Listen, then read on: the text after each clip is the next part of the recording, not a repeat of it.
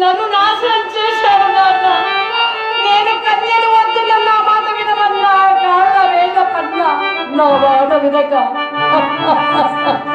కామాంతకాలంతో కన్ను విల్లుగానక నన్ను బలత్తించాడు నాన్న.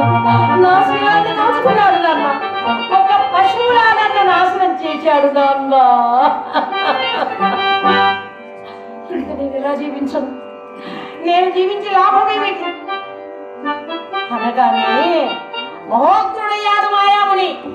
ఎవరంటే పరమేశ్వరుడు మారు వేషంలో ఉన్నాడు. ఓరి పాపిష్టివాడా, ఓరి రాజాలను ఎంత పని చేశావురా పాపి. ఇదిగో ఇక్కడ నేను నిన్ను భస్మం చేస్తాను, కానీ ఇది శిక్ష కాదు.